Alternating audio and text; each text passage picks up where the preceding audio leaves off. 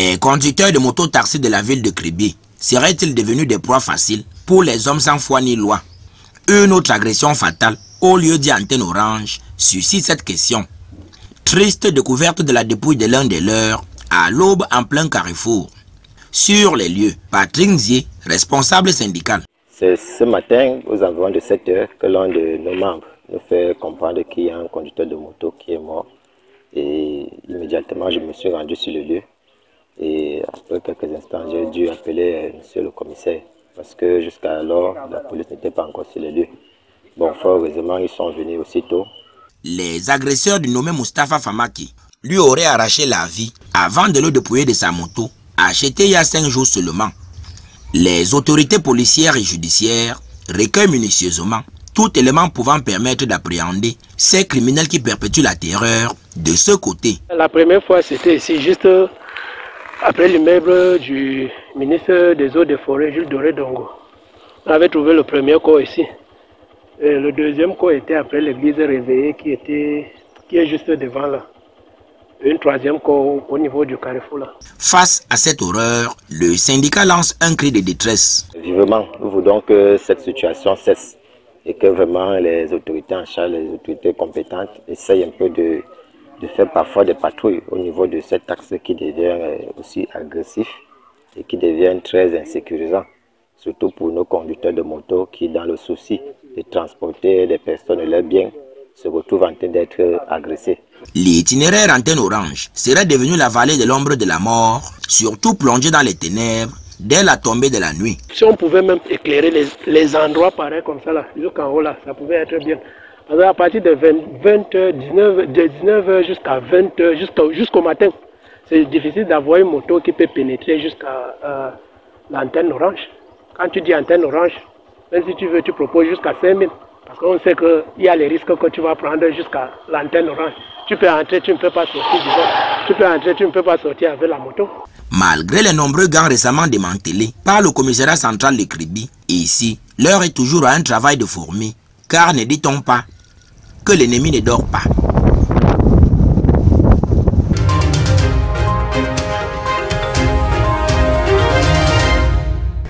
On pourrait croire qu'on n'avait pas de problème.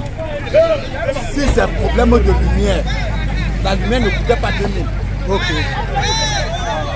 Le fait divers du 28 au 29 décembre 2020 dans la ville de Nkonsamba connaît un rebondissement. Saïdou Issa Zakari, âgé de 28 ans, présumé assesseur du professeur Ntumba Ntumba, inspecteur pédagogique de sport de l'arrondissement de Barebakem, a été rattrapé et ramené par les éléments du commissariat central de la même ville. Les faits sont ici présentés. Pour une histoire de facture d'électricité, si on s'en tient à son récit, qu'il voulait, n'est-ce pas, des concerts avec son bourreau, ou du moins sa victime, trouver une solution amiable pour le règlement des différentes factures, parce que, selon s'est dit depuis un moment, le défunt ne participait pas au paiement des quittances. Il s'en est suivi une bagarre et dans la foulée, ils se sont retrouvés au sol. Il a dû donc le blesser, dit-il involontairement. Du moins, il l'a blessé sans savoir où est-ce qu'il le blessait. D'autant plus qu'à un moment, il se trouvait dans la pénombre, dans l'obscurité. Le mis en cause que voici essaie quant à lui de justifier sa cavale après le forfait. Quand on sortait maintenant pour aller payer la facture, il y a une moto qui a garé avec un militaire derrière. Le militaire est venu, il a commencé à crier. C'est là que j'ai pris peur, j'ai pris la fuite. Et je me suis retrouvé à Douala avec les grâce aux 3000 qu'elle avait mis dans ma poche. C'est ça qui m'a plus payé. On a pu payer. On partait pour payer la facture avant que le militaire arrive. C'est là que j'ai pu fuir. C'est de son refuge à Douala qu'il a été interpellé grâce à la collaboration des populations. Certaines personnes nous prêtent du flanc, nous prêtent, n'est-ce pas, un concours qui nous permet donc de mettre la main sur ces gens-là, sur ces malfrats. Donc c'est la coopération et nous exhortons davantage dans la population à continuer à nous faire confiance et à coopérer avec nous afin que nous puissions mettre hors d'état de nuit toutes les personnes qui sont en indélicatesse avec la justice. Un apport de ceci qui ne peut être encouragé. La victime a été inhumée le 8 janvier dernier dans son village natal à Bogo, dans la région de l'extrême nord.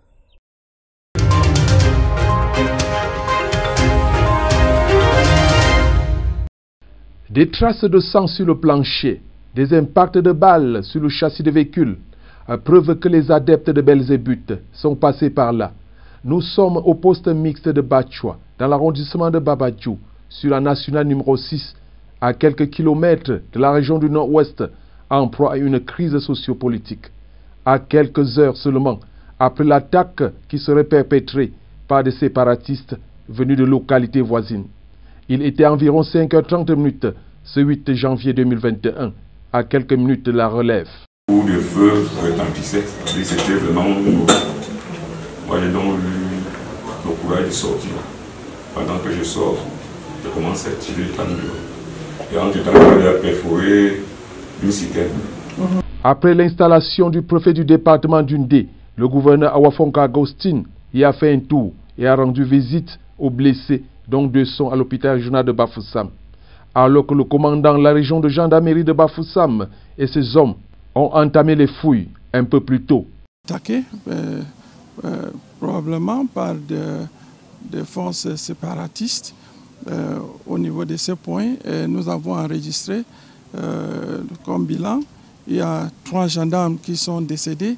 Un de ceux-là était à l'hôpital. Et il y a également un policier qui est décédé, ainsi que 2 civils. Donc au total, c'est 6 personnes qui sont décédées. Nous avons dit 2 policiers qui sont en ce moment en train d'être soignés. Notons que c'est la seconde fois que ce poste est victime des attaques attribuées aux séparatistes venus du Nord-Ouest.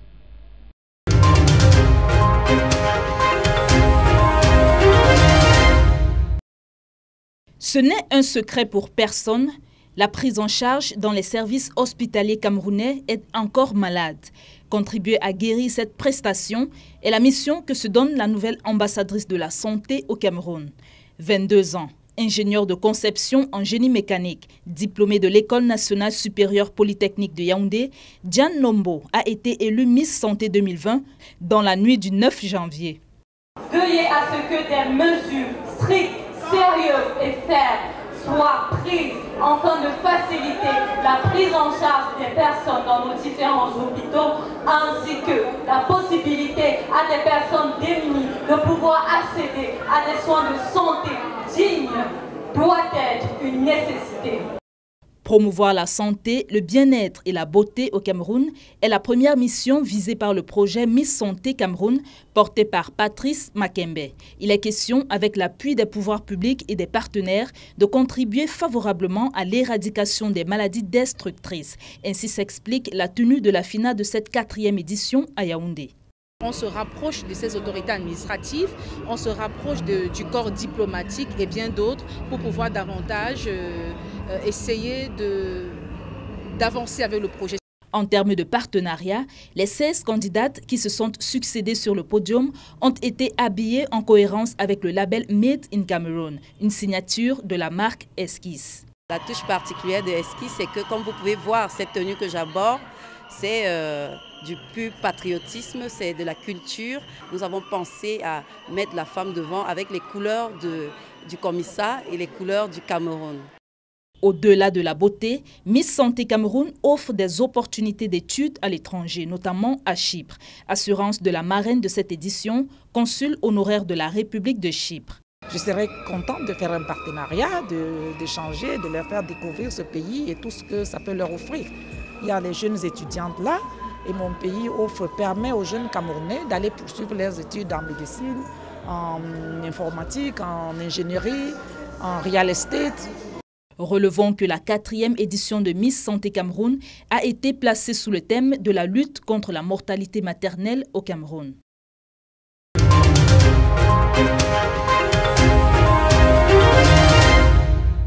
Salle d'audience de la cour d'appel de l'Adamawa, pleine à craquer. En bonne place, autorités administratives, chefs traditionnels et autres témoins.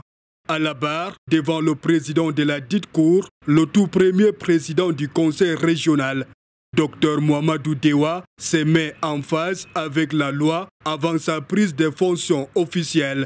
L'encadrement juridictionnel, l'encadrement administratif, lui sont désormais reconnus.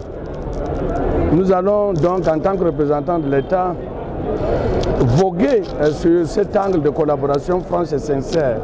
Le réquisitoire du procureur général, l'explication des dispositions de l'article 310 du Code général des collectivités territoriales décentralisées et la lecture de l'arrêté du Mindevel constatant l'élection du président du conseil régional ont précédé le rituel des prestations de serment. Nous allons éviter de pétiner sur les autres.